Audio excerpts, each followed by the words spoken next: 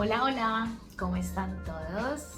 Espero que se encuentren bien. Bueno, habíamos estado hablando y haciendo unas publicaciones en Instagram y bueno, como muchos de ustedes votaron por cuál iba a ser el video que íbamos a estar pues compartiendo en nuestra próxima sesión de podcast aquí en Biblia para Nerds, ganó la importancia de la oración. Así que como todos quieren saber cuál es la importancia de la oración y también les pregunté si querían un estudio bíblico profundo o un resumen y ganó como siempre el estudio bíblico profundo, entonces hoy les traigo la primera parte de este estudio bíblico sobre la importancia de la oración. Así que bienvenidos a este canal. Si no te has suscrito y te interesa el tema de estudiar la Biblia, te doy la bienvenida.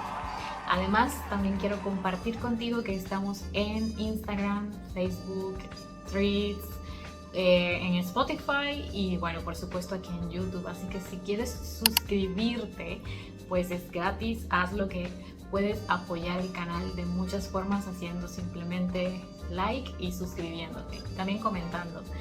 Cuéntame qué más quieres saber sobre la oración, tus preguntas, tus dudas, que voy a estar contestando los comentarios en lo posible. Y bueno, aquí vamos a empezar. Todos sabemos que para los cristianos, pues la oración es muy importante. Así que es tan importante que es considerada como una disciplina espiritual. Pero antes de irnos a el Nuevo Testamento y todo lo que en el Nuevo Testamento se habla sobre la oración, quiero mostrarles qué es lo que dice el Antiguo Testamento sobre la oración. Así que este video está dedicado únicamente a la parte del Antiguo Testamento. Acompáñame entonces en este estudio bíblico. He dividido un poco el estudio bíblico porque hay muchísima información, como ya les había comentado a los que me siguen en Instagram, que hay un montón de información sobre la oración en el Antiguo Testamento y también en el Nuevo Testamento. Así que decidí dividirlo, ¿verdad? Lo que pasó en el Antiguo Testamento con respecto a la oración y lo que ha pasado en el Nuevo Testamento, qué principios podemos aprender sobre esto, etcétera. Entonces, pues subdividí de alguna forma también lo del Antiguo Testamento, porque, claro, el Antiguo Testamento es larguísimo, o sea, estamos hablando de, wow, 40 y pico de libros en el Antiguo Testamento nada más. Entonces, había muchas cosas que pues tuve que sacar de lleno para que el video no sea tan largo. Pero entonces vamos con el primer punto. Vamos a definir qué es la oración. Bueno, te voy a dar unos segundos para que pienses para ti qué es la oración. Ok, independientemente de lo que tú pienses que es la oración, quiero que sepas que muchas veces erramos en el concepto de lo que es la oración.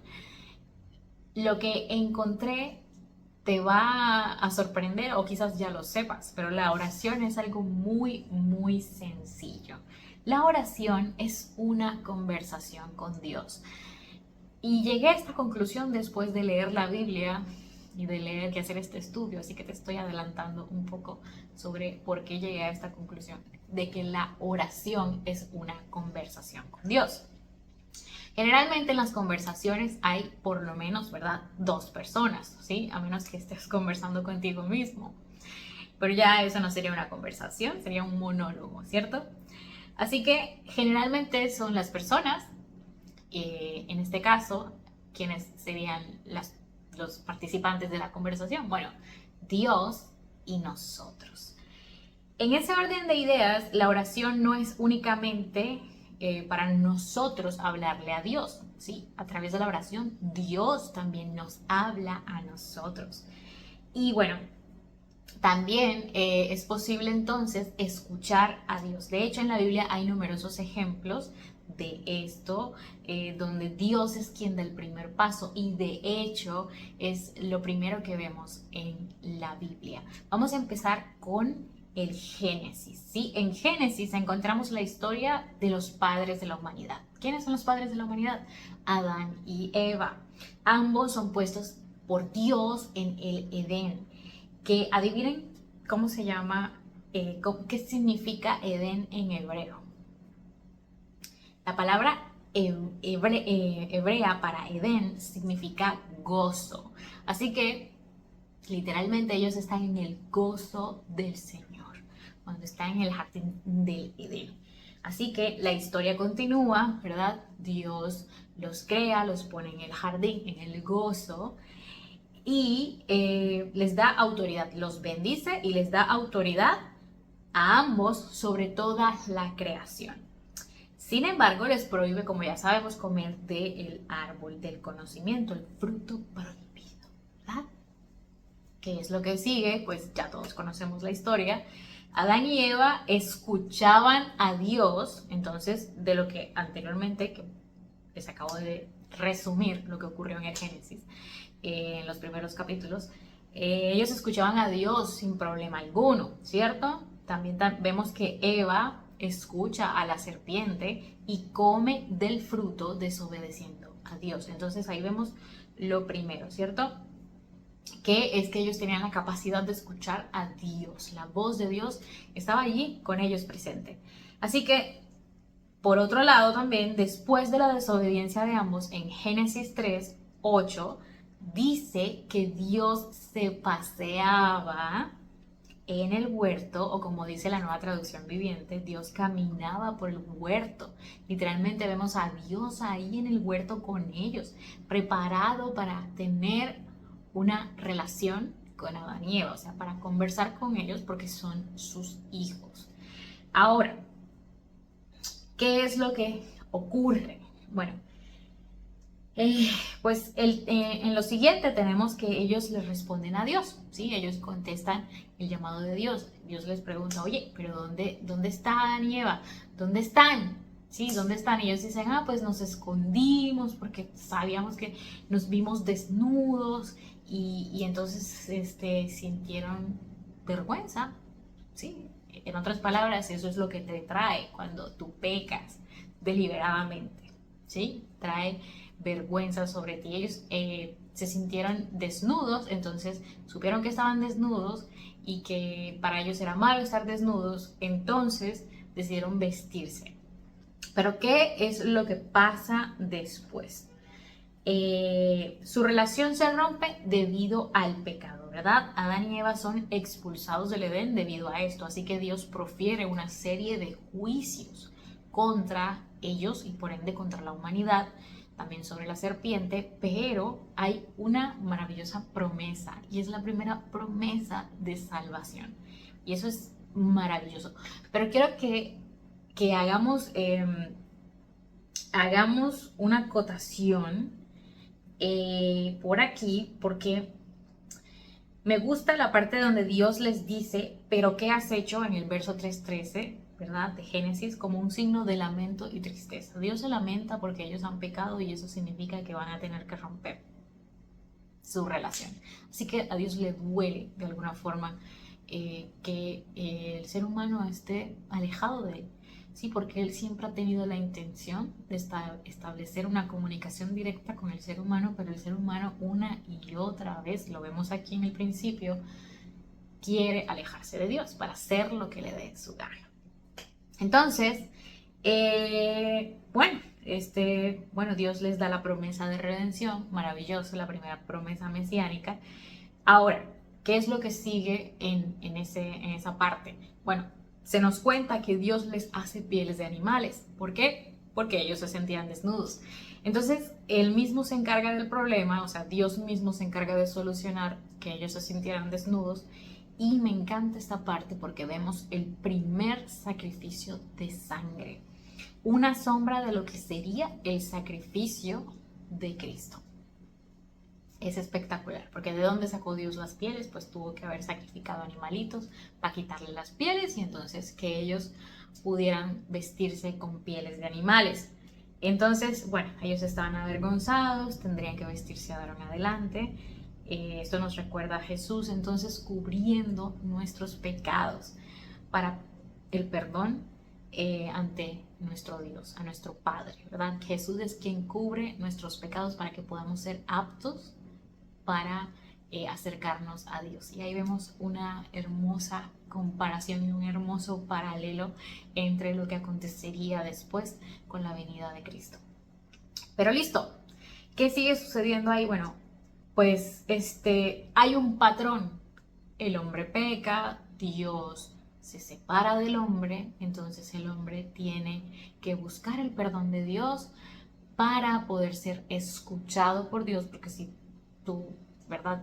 No eres cubierto con esa sangre de Cristo, o sea, que no tienes fe a Jesús en tu corazón, si no eres redimido, entonces no tienes oportunidad de ser escuchado por Dios.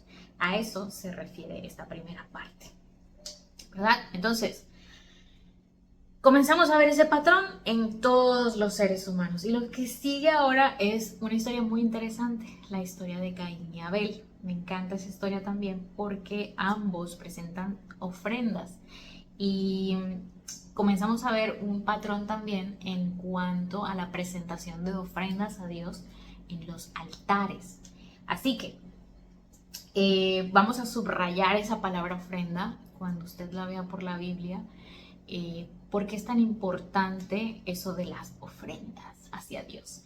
Ok, en el relato bíblico vemos que a Dios le agrada más la ofrenda de Abel. Literalmente dice en el 4:5, en Génesis 4:5, que no aceptó a Caín ni a su ofrenda. Y en el 4:7 se nos dice por qué. Dice que sería aceptado si él hacía lo correcto. O sea, que ya Caín andaba en algo por ahí, ¿no? Que no debía darle lugar al pecado. Entonces, vemos que ya la semilla del pecado parece que estaba, tú sabes, aflorando en Caín. Y sin embargo, Caín no escucha, Dios le habla nuevamente. Ojo que me gusta también por el hecho de que Dios nos habla, ¿sí? Y quiero hacer aquí un paréntesis para recordarte que a veces estamos orando por tomar una decisión o por tomar algún tipo, no sé, alguna cosa, ¿sí? Que tú quieras hacer, algún plan que le quieres presentar a Dios y que Él te ayude. Y bueno, de pronto tienes una situación con alguien que te cae mal, lo que sea, y tú le estás pidiendo a Dios que te dé sabiduría. Y Dios te dice, no contestes, no digas esto, no hagas aquello. Te lo dice internamente, no a tu mente, a tu corazón, o te lo dice a través de la Biblia. Estás leyendo y de pronto, ves algo ahí en la Biblia y dices, espérate, esto parece que tiene que ver con lo que yo le estuve pidiendo a Dios. Y efectivamente lo es, siempre, siempre lo es. Así que, ¿qué pasa? Que está en ti decidir, está en ti, no está aquí, está en ti decidir si tú obedeces o no obedeces lo que Dios te está diciendo. Así que cuando uno ora, Dios siempre contesta. Fíjate, ahí le contestó. Le dijo, mira, espérate ahí, el problema no es la ofrenda, el problema eres tú. Tú eres el problema. Por eso es que a veces nos pasan cosas. Entonces, nos está diciendo que él sería aceptado si hacía lo correcto. Así que hay una relación entre la obediencia y la oración. Es muy importante estar en obediencia para que Dios acepte nuestras oraciones. Eso es muy, muy importante. Bueno, Dios básicamente le está pidiendo a Caín que considere muy bien entonces lo que está pensando, ¿verdad? Dios ya sabía que Caín estaba en peligro de pecar, sin embargo, Dios está tratando como de persuadir a Caín. En cualquier caso, ya sabemos cómo termina la historia. Caín hace lo que le da la gana, mata a su hermano como consecuencia. Entonces aquí tenemos la consecuencia del primer asesinato. Ya vimos la consecuencia del primer pecado, que fue la desobediencia. Y ahora la otra consecuencia. Hay otra consecuencia. Esta persona, que es Caín, desobedeció a Dios again. Sí, otra vez. Sí, el ser humano le encanta desobedecer a Dios, eso está claro. Pero aquí ocurre algo un poco diferente de lo de Adán y Eva. ¿Sí? Porque en la primera, bueno, Adán y Eva se sintieron avergonzados, pero reciben una promesa de redención. En el caso de Caín, algo extraño ocurre. Dios le da un juicio a Caín y le dice, bueno, de ahora en adelante vas a tener que andar errante por el mundo. Caín no se arrepiente. Dios le dice que iba a tener que estar errante por el mundo, y Caín es completamente consciente de que va a tener que alejarse de la presencia de Dios. O sea, no va a volver a hablar, a entablar esas conversaciones que tenía con Dios, porque Dios no puede estar enfrente de alguien pecador, que no se arrepiente. Dios tiene un problema con el pecado, y es que Dios y el pecado no pueden coexistir en el mismo lugar, ya que Él es santo, 3 veces santo, y eso lo vamos a ver después. Pero fíjate que Caín no se arrepiente. Entonces, como él no se arrepiente, le toca irse por ahí a merodear la tierra y teme por su vida. Entonces, fíjate que pues aparte de perder la capacidad de orar, o sea, de que sea escuchado por Dios, pues Caín tiene que huir de la presencia de Dios por gusto propio, porque él se pudo haber arrepentido. O sea, yo digo acá que él tuvo la oportunidad porque Dios se lo dijo. Básicamente le dijo como que, pero loco, ¿qué has hecho? O sea, otra vez lo de tus padres, tú estás haciendo lo mismo. Entonces, pues sí. Entonces su temor es tal que él dice, cualquiera que me vea me va a matar. Y entonces, porque él es consciente de que él pecó, y vemos más bien en él un sentimiento completamente opuesto al arrepentimiento, que es el remordimiento. Él tenía remordimiento por lo que había hecho, por eso tenía miedo de que alguien se vengara de Caín. Así que por ahí va la cosa de la oración. Él perdió su capacidad de hablar con Dios, de establecer esa relación que tenía antes, de hablar con Dios de tú a tú. Entonces, de lo que acabamos de leer sobre la relación tanto de Adán y Eva como Caín con Dios, podemos ver varias cositas. Entonces, vamos a estar mencionando básicamente que, número 1, Dios es quien nos habla primero. Es decir, Él es quien desea tener una relación con nosotros. Esto lo podemos comparar también con lo que está escrito en Efesios 2 del 8 al 9. Porque por gracias sois salvos por medio de la fe, y esto no de vosotros. No es de nosotros que nosotros queramos estar con Dios.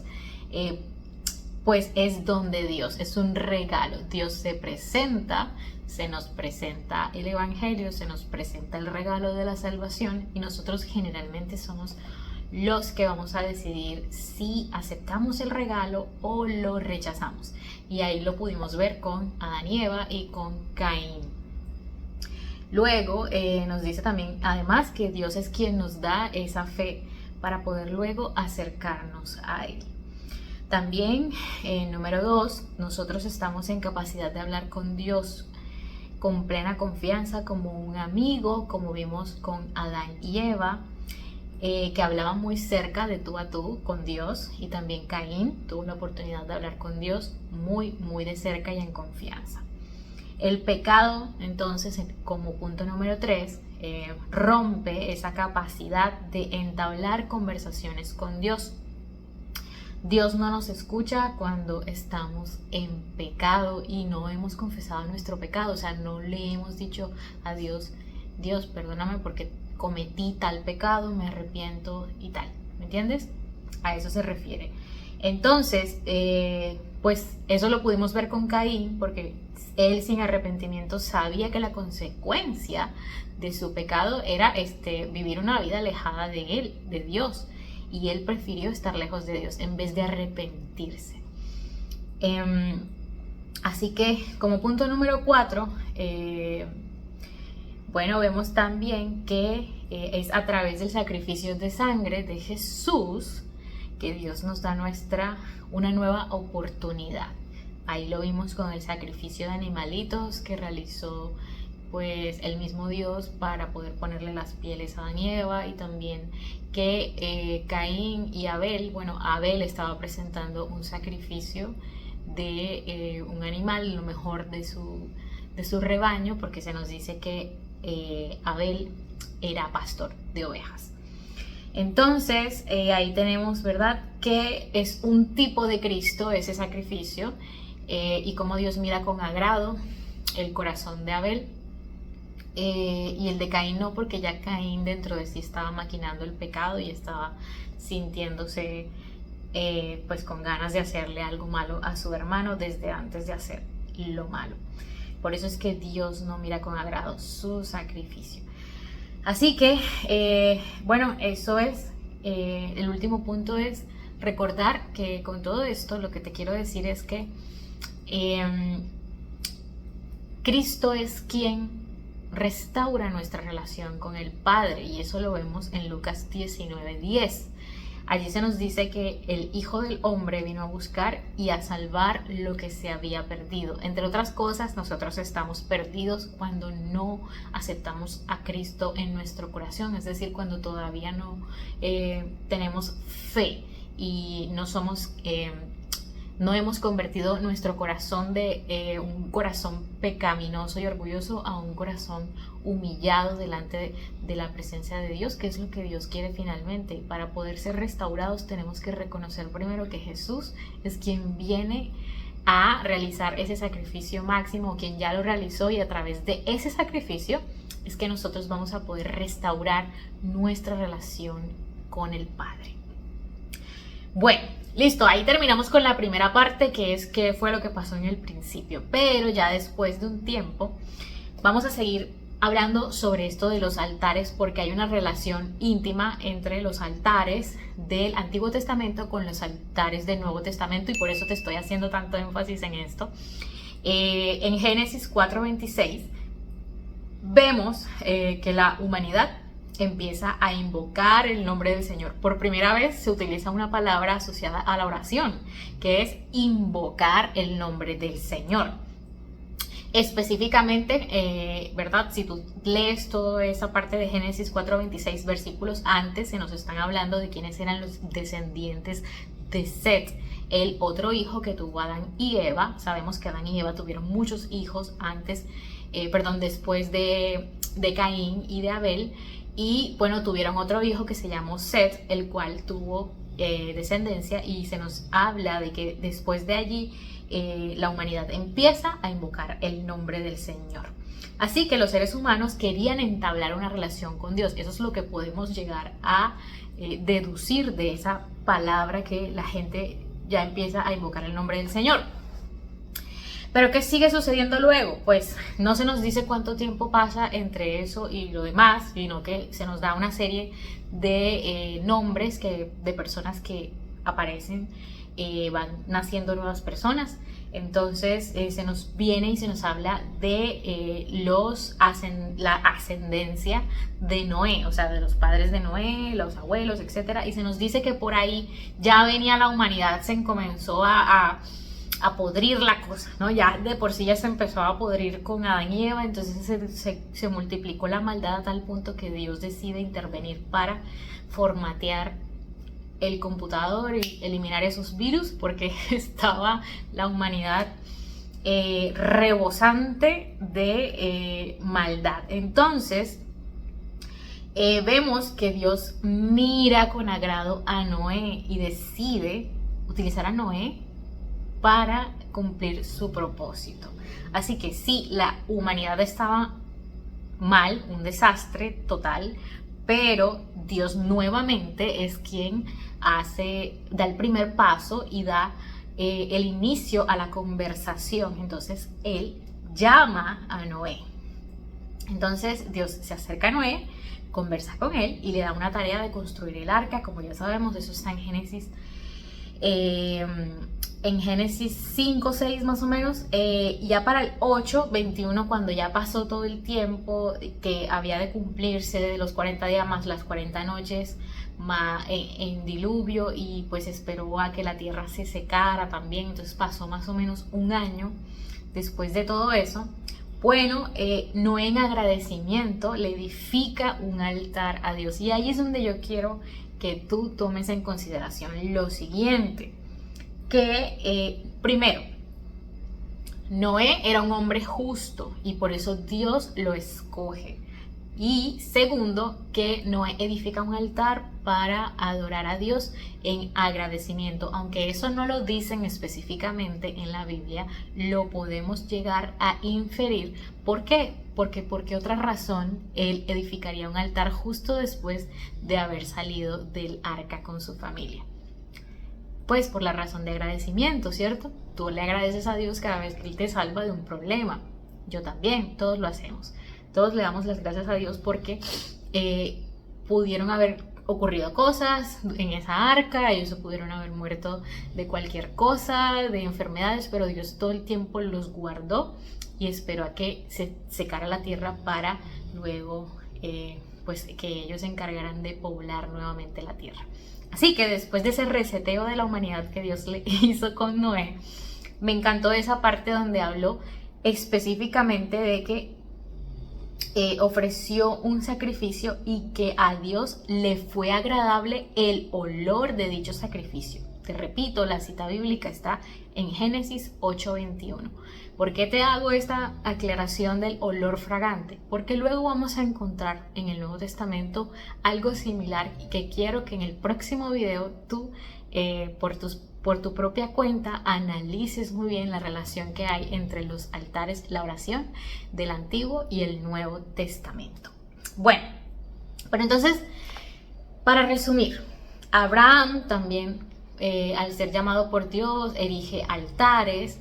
Y vamos a seguir viendo que hay un patrón allí de altares entre los patriarcas, tanto Abraham como Isaac, como Jacob, todos ellos en algún momento de sus vidas erigen altares. Y lo que quiero decirte es que estos altares se construían generalmente de piedra y tierra. Así que eran recordatorios continuos de la protección y las promesas de Dios. Generalmente por eso lo hacían los patriarcas. No quiere decir que ellos fueran los únicos que hacían esto, porque acuérdate que también con la caída de la humanidad vamos a ver que hay algunas personas que se van a inclinar para adorar a dioses paganos o dioses que no son nuestro Dios, que es el gran yo soy, es Jehová, el Padre de Jesús. Nosotros creemos en Jesús como el único Hijo de Dios, pero para esa época ya la humanidad había empezado a adorar a otros dioses, así que también se le erigía altares a esos dioses.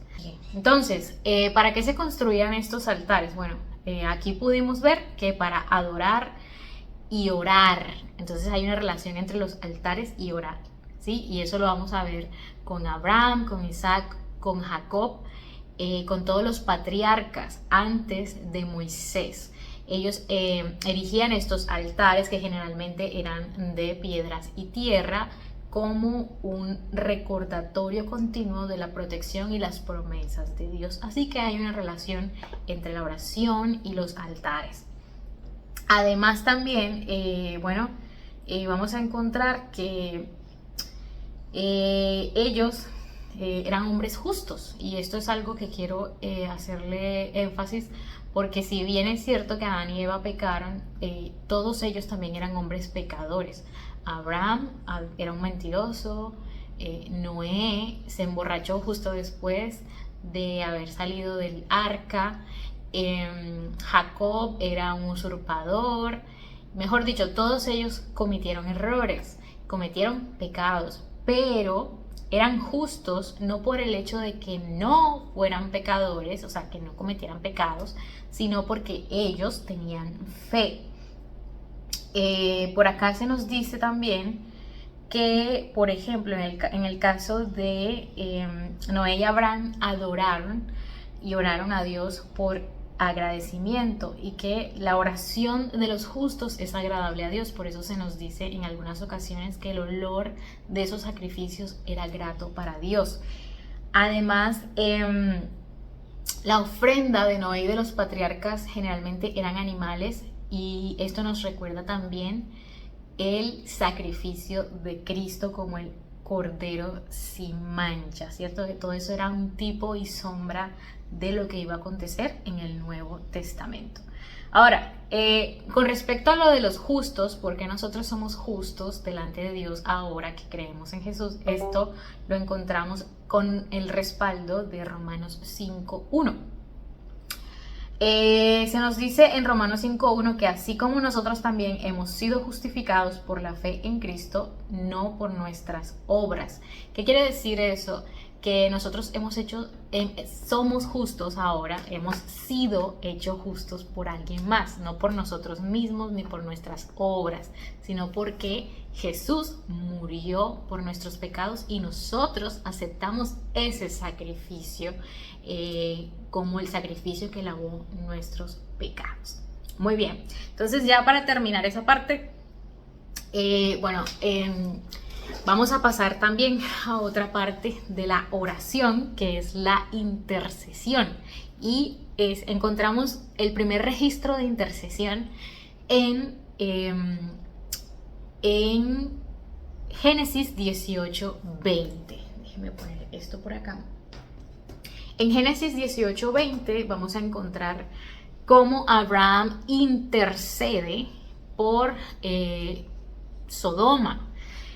Pero también quiero hablarte del clamor. Hay dos cosas importantes ahí. Siempre que yo leía esto y se estudiaba esto en algún sermón de la iglesia o en algún estudio bíblico, etc., siempre se hace énfasis en cómo Abraham intercede y le ruega a Dios por el perdón de Sodoma, porque Dios le cuenta a Abraham sus planes, y esa es otra de las cosas hermosas de la oración, que Dios tiene la capacidad. Él no tendría por qué hacerlo, porque finalmente Él es Dios, pero ya tiene una relación tan cercana con nosotros de amistad, que ya Él quiere contarte qué planes tiene Él para ti o para tu familia, o planes en general, digamos planes para tu iglesia, para el mundo, etc. Entonces, esta parte me llamó tanto la atención. Primero, por el hecho de que Dios se acerca a Abraham para contarle sus planes, 1, y 2, por el hecho de que Dios llega a contarle ese plan a Abraham porque hay una razón. ¿Y cuál es la razón de que Dios fuera a destruir Sodoma y Gomorra? Pues te la voy a decir porque me pareció súper importante. Dice: Dios está a punto de ejecutar justicia debido a lo que dice en Génesis 18:20, y es que hay un clamor que Él ha escuchado, y esa palabra clamor quiere decir que hay alguien que estuvo pidiéndole a Dios. Literalmente clamor significa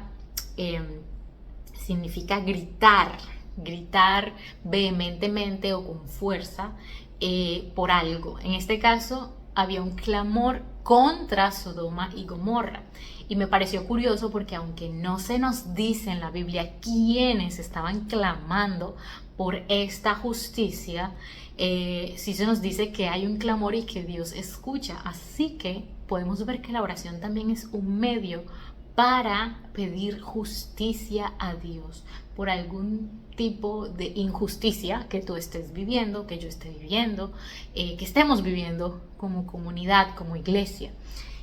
Así que Dios escucha atentamente el clamor, y Él mismo decidió bajar en persona para asegurarse de que eso que estaba escuchando, el clamor que se le había presentado, era verdad.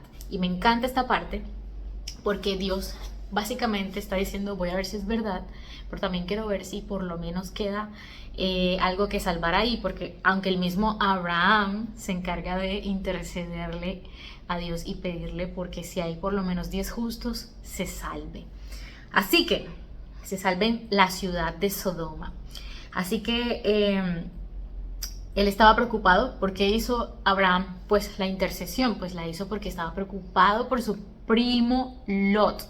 Y esto no es fácil, o sea, Lot estaba viviendo en una ciudad terrible y bueno, como sea, Abraham sabía que ellos eran terribles y seguramente se merecían el castigo divino, pero sin embargo, por un justo, Dios quizás pudo haber cambiado de planes. Sin embargo, un justo no era suficiente para Dios. Sin embargo, Dios le dio la oportunidad a Lot y a su familia de salir. Eso quiere decir que Dios sí sabe quiénes son los que se merecen el castigo y quiénes no.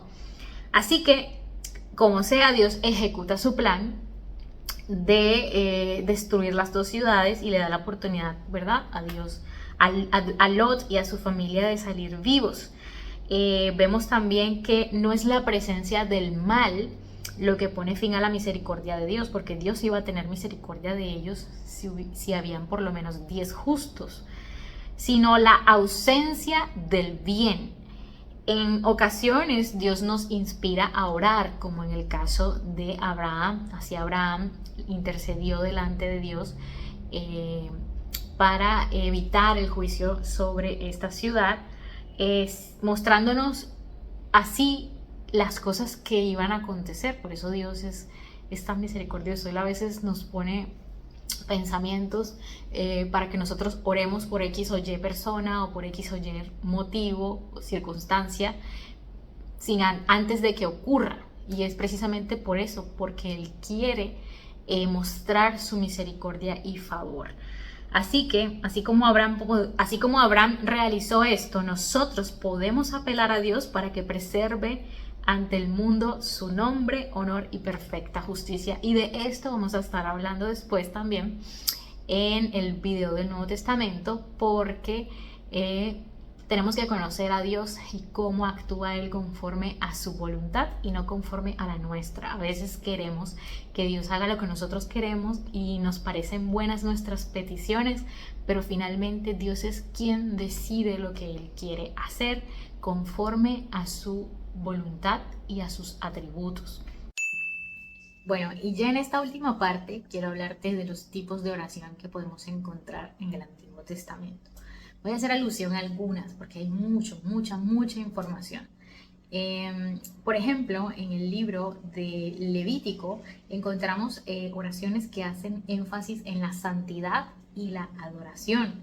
En Levítico 1, del 1 al 7, o sea, de los capítulos 1 al 7 y del 16 al 17, pues vemos que la oración se enmarca dentro de un contexto donde se establece, ¿verdad?, un sistema de sacrificios.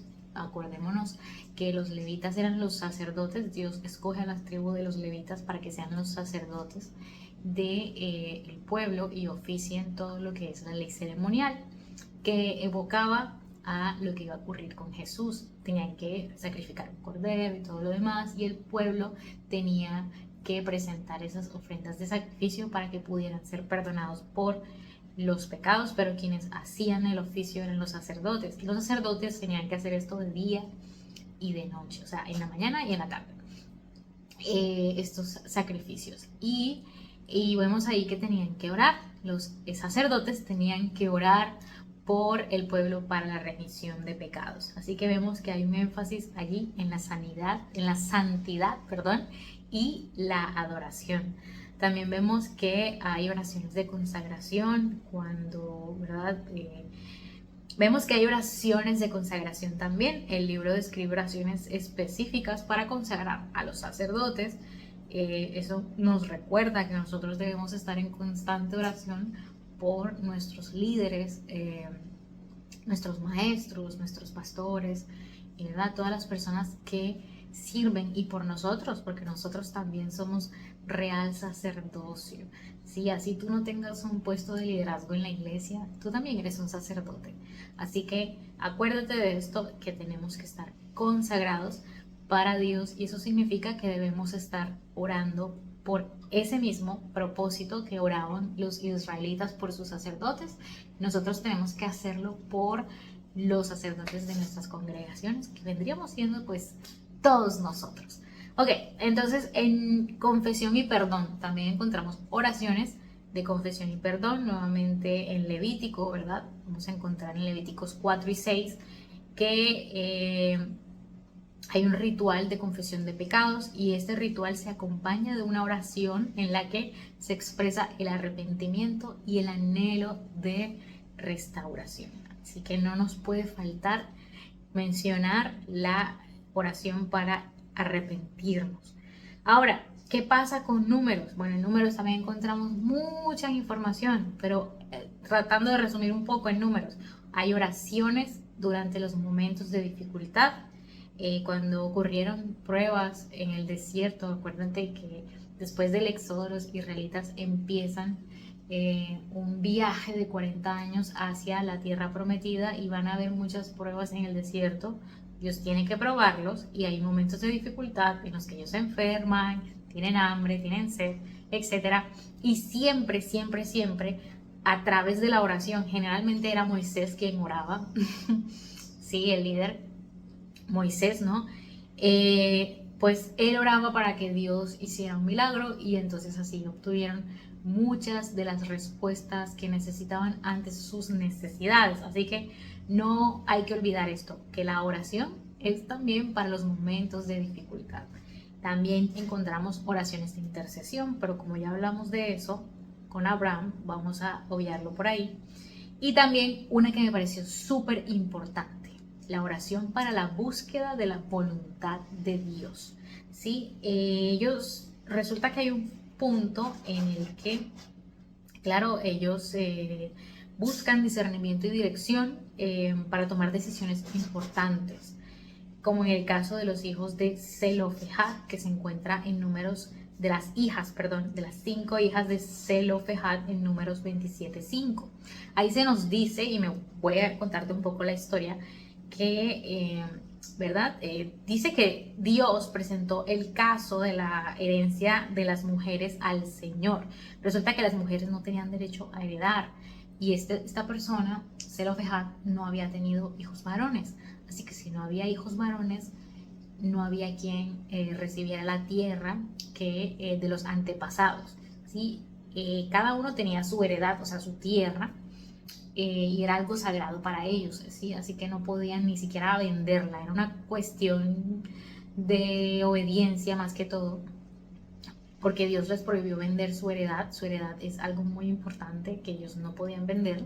Así que, ¿qué pasó? Que estas mujeres, eran 5 mujeres, bueno, se acercaron a Moisés, que en esos momentos era el líder y juez de los israelitas, pero realmente Moisés era la voz de Dios, básicamente, porque el juez realmente era Dios. Moisés lo que hacía era: yo te voy a elevar la oración, Dios, de lo que está pasando, tú me das la respuesta y yo le doy la respuesta a estas niñas. Y resulta que eso fue lo que pasó. En números 27:5, Dios respondió qué debía hacer, y en ese mismo capítulo, en los versos 12 al 22, Dios le dice a Moisés que se acerca la hora de su muerte. Entonces Moisés le pide a Dios nuevamente, Moisés orando, le dice a Dios que deje un líder a los israelitas, y ahí mismo Dios responde que su sucesor debía ser Josué. Así que vemos Dios, ¿verdad?, mostrando su voluntad a través de la oración. Ahora, por acá en Deuteronomio también encontramos muchos tipos de oraciones, ¿verdad? Algunas de ellas enfatizan el amor de Dios, otras son de bendición y de maldición. Eran oraciones que eran palabras que les habían sido dadas por Moisés para recordarles los mandamientos, y ellos las utilizaban como oraciones. Hasta ahora me enteré de eso mientras estudiaba esto, como Deuteronomio 28. Ellos se acostumbraron a utilizar esas instrucciones de que amarás a Dios con todo tu corazón, no tendrás otros dioses delante de él, etcétera, para que te vaya bien y Dios bendiga tu ganado y y si no haces esto, pues entonces Dios te va a maldecir y te va a traer esto y Entonces ellos se aprendieron eso de memoria y lo recitaban como una oración. Y es bello, porque resulta que hoy en día hacemos eso también. Todo lo que estamos haciendo hoy en día evoca muchas cosas que están ya escritas en la Biblia. Por ejemplo, cuando tenemos temor, lo que hacemos es que recordamos algún pasaje de la Biblia en la mente y oramos respecto al pasaje. Y yo digo, bueno, por ejemplo, bueno, siempre cuando tengo miedo o alguna cosa de que algo malo pase, bueno, digo, voy a repetir el Salmo 23. ¿Salmo 23 o 24? El Señor es mi pastor, nada me faltará, en lugares delicados pastos me hará descansar. Y así me lo aprendí todito porque me parece espectacular. O sea, me parece que cuando tú recitas de memoria un versículo bíblico o un capítulo bíblico, te da confianza, te llena de confianza. Y eso era lo que ellos hacían, se llenaban de confianza recordando cuáles eran las promesas de Dios y ellos cumplían todos los mandamientos. Así que, en resumen, los libros de Levítico, Números, de Deuteronomio revelan la oración como un elemento fundamental en la vida del pueblo de Israel y también un medio para acercarse a Dios en santidad. Así que ellos buscaban no solamente que Dios supliera sus necesidades, sino también guía y protección en medio de la crisis y también para recordar a sí mismos que Dios los había sacado de todos esos problemas y cuáles eran las promesas que Dios iba a cumplir para ellos si ellos obedecían. Bueno, entonces yo creo que ahí terminamos con esta parte de lo que es el Pentateuco, me volé Éxodo, como te pudiste dar cuenta, pero es que tengo que tratar de hacer un resumen de todo lo que está en la Biblia, o por lo menos hasta donde yo pueda. A donde quiero llegar ahora es a las oraciones son contestadas o no son contestadas en el Antiguo Testamento. Bueno, lo que encontré es que la mayoría de las oraciones son contestadas afirmativamente, o sea, Dios te da lo que quieres siempre y cuando esté dentro de su voluntad. Un ejemplo de eso lo vamos a encontrar en el caso de Ezequías. El rey Ezequías, pongo en contexto, fue uno de los reyes de Israel que gobernaron después de David. Resulta, déjame busco aquí rapidito Segunda de Reyes 20, del 1 al 6, nos habla de que el rey Ezequías, bueno, primero antes que nada, el rey Ezequías había sido un buen rey. De los pocos buenos reyes que hubo en Israel después de David, casi todos eran malos, idólatras, etc. Entonces, bueno, Ezequías fue entonces un rey que temió a Jehová, que temió a Dios. Resulta que, pues después de un tiempo de que él había vencido a un tipo que venía en contra de él a conquistar Israel, etcétera, etcétera, bueno, Ezequías hizo cosas muy buenas, entre otras cosas, Dios venció a ese ejército que venía a tomar el pueblo. Entonces Ezequías lo que hace es que ora a Dios. Dios mío, estoy perdida, estoy un poco perdida. Bueno, la historia de Ezequías, ya la encontré, aquí está en Segunda de Reyes 20, del 1 al 6. Ezequías fue un gran rey, te invito a que leas toda la historia de este rey, qué fue lo que hizo, qué fue lo que no hizo, etcétera. Pero básicamente a donde quiero llegar es a Segunda de Reyes 20, del 1 al 6. Dios le dijo a este rey, que había sido un buen rey, de los pocos buenos reyes que hubo en Israel después de David, que iba a morir, que se preparara. Y de hecho Dios le dice esto porque Dios le tenía confianza. Así como le dijo a Moisés, fíjate que Dios, hasta cuando uno está dentro de su voluntad, uno ya sabe hasta cuándo se va a morir, porque mismo Dios se lo dice. Entonces le da la oportunidad a Ezequías de que organice el reino y todo lo demás para que pues él parta en paz después, porque se enfermó. Ezequías le vino una enfermedad. Dios se lo dice a través de un profeta. Entonces, Ezequías lo que hace es que, miren lo que dice aquí, él volvió su rostro a la pared y oró a Jehová y dijo, te ruego, oh Jehová, te ruego que hagas memoria de que he andado delante de ti en verdad y con íntegro corazón y que he hecho las cosas que te agradan. Bueno, por ahí sigue la historia de él. Y dice que, y lloró Ezequías con gran lloro, él no se quería morir.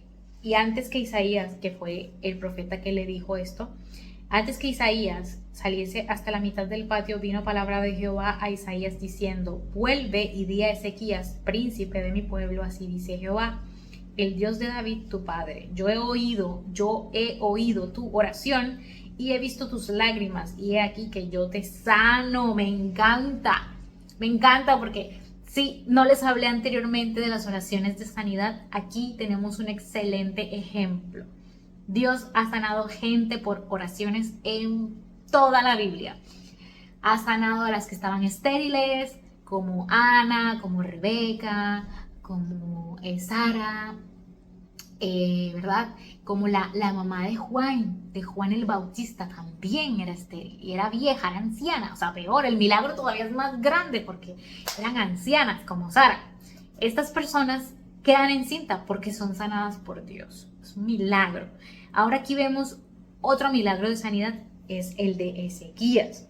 Dios enseguida le contesta. En esos casos, ellos habían tenido que esperar. Entonces, esta parte me gusta porque si tú comparas esto con las sanidades de esterilidad en las que tuvimos, ¿verdad?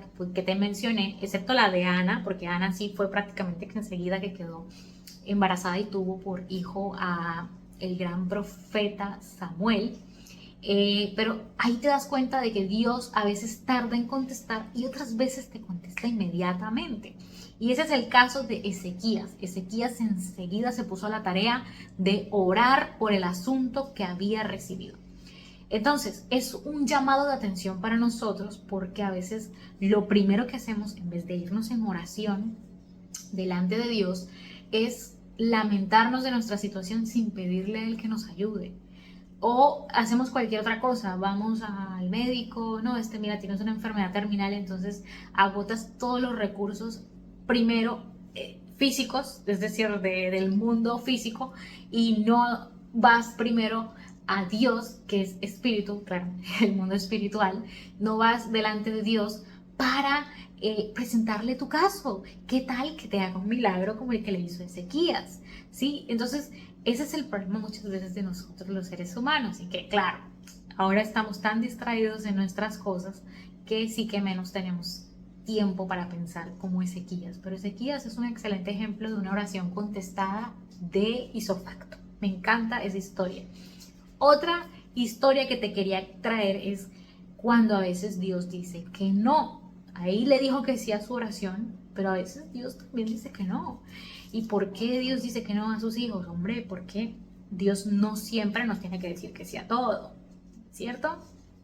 Y a veces estamos pidiendo cosas fuera de la voluntad de Dios.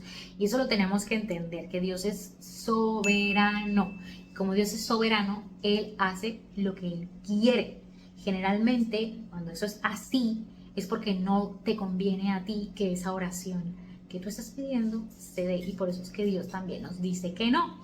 Una de esas es la muerte del hijo de David y Betsabé. Vamos a recordar, eso está en 2 de Samuel 12, ¿verdad? Que David peca, embaraza a Betsabé y mata además para quedarse con Betsabé y según él salir impune porque nadie se iba a dar cuenta de que él había estado con Betsabé. Porque se muere, manda a matar al marido de Betsabé para quedarse con ella después. Él lo deja que se muera en el campo de batalla, ¿no?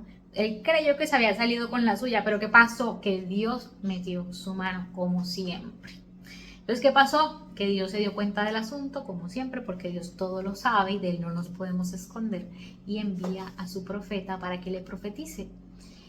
Y en el punto clímax de la historia, el profeta le dice, el niño no va a sobrevivir, lo siento mucho, porque ya venía el bebé que había tenido, ¿verdad? Por su adulterio con esta mujer, con Betsabé, venía en camino y cuando nace el bebé nace con una enfermedad. Sí, no dicen cuál, pero lo que dicen es que parece que...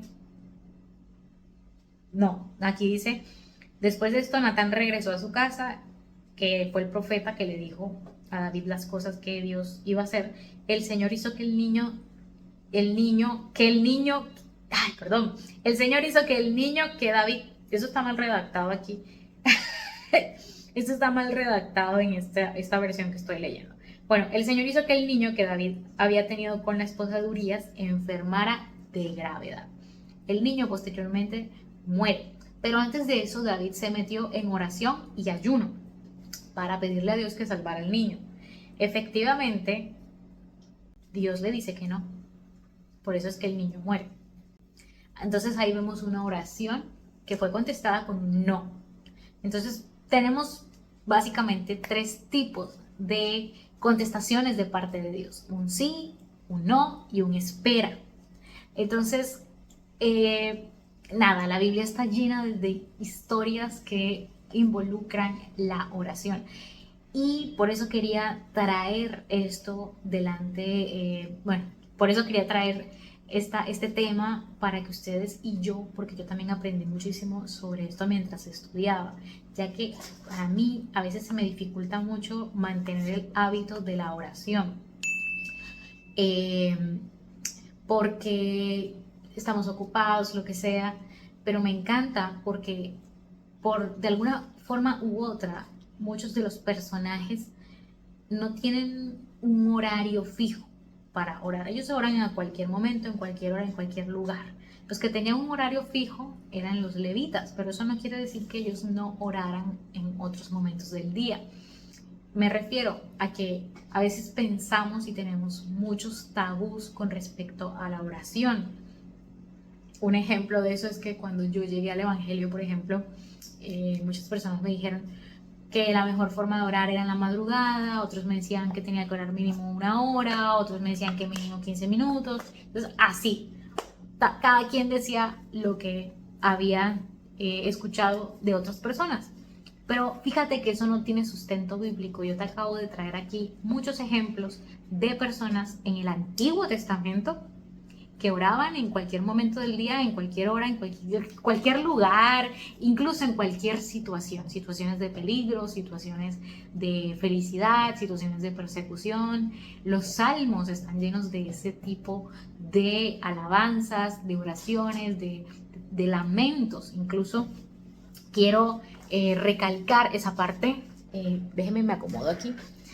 Quiero recalcar esa parte porque tú también puedes ir delante de Dios, así como el libro de Lamentaciones se llama Lamentaciones, y eso nos hace recordar que nosotros también podemos ir a Dios para lamentarnos sobre algo que nos esté pasando o sobre algo que nos esté ocurriendo. A final de cuentas, la oración nos conviene más a nosotros que a Dios, porque Dios como quiera va a hacer su voluntad, siempre, ¿sí? Tú ores o no ores, Dios siempre va a hacer su voluntad. ¿Qué es lo que pasa? Que la oración nos conviene más a nosotros como seres humanos porque nos rendimos en completa adoración a Él, porque es un acto en el cual vamos sumisos, porque somos completamente dependientes, vamos reconociendo que somos dependientes de Dios, que lo necesitamos, y por eso es que vamos a pedirle como el niño pequeño le pide al papá: hey, papi, quiero este juguete o quiero tal cosa. Y ahí está papá para darnos un sí, un no o un espera.